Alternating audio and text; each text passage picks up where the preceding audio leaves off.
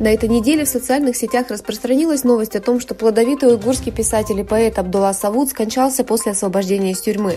Абдулла Савуд – автор романов и рассказов, таких как «Кровавый берег», «Зажигалка», «Жестокий меч», которые являются бессмертными произведениями современной уйгурской литературы, был освобожден из тюрьмы 2 месяцами ранее из-за болезни, сообщает РФА. Выйдя из тюрьмы, писатель не выдержал диетических и медицинских ограничений, наложенных эпидемической осадой его родного города. В результате он попрощался с миром 18 декабря в возрасте 72 лет. Выяснилось, что Абдулла Савуд, как и тысячи других уйгурских литераторов, был задержан Китаем в 2017 году. Работа Elite Education, созданная в Стамбуле с целью систематического обучения отобранных учеников средних и старших классов и подготовки их к поступлению в лучшие университеты в различных областях, успешно продолжается.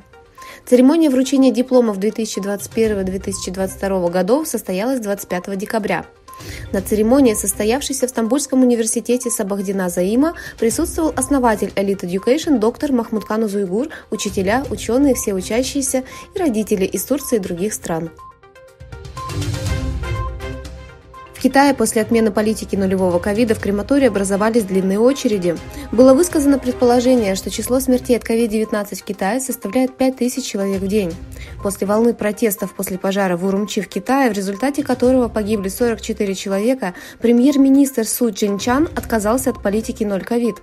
Правительство Китая также решило не публиковать ежедневный отчет о COVID-19.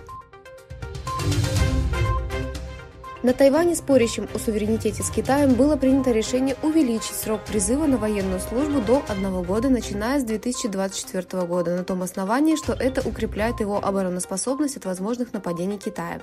Лидер Тайваня Цай Иньвэнь объявил, что срок призыва на военную службу, который составляет 4 месяца, будет увеличен до 1 года с 1 января 2024 года. На превращение Китая в фабрику мира ушло около 40 лет. Из глобализации эта страна открыла эру интегрированных цепочек поставок. Как сообщает Business Insider, после рассвета начались разногласия из-за торговой войны, инициированной бывшим президентом США Дональдом Трампом против Китая. Хотя этот разрыв начался с Трампа, настоящий удар Китай ощутил после пандемии коронавируса. Общественное мнение Германии обсуждает экономическую зависимость от Китая после того, как недавняя энергетическая зависимость от России привела к энергетическому кризису. Согласно сообщениям немецкой прессы, и Министерство экономики и защиты климата Германии проводит работу по изменению экономической стратегии страны в отношении Китая. Однако, подчеркивая важность этой страны для экономики, немецкое деловое сообщество предупреждает, что они не могут обойтись без партнеров из Китая.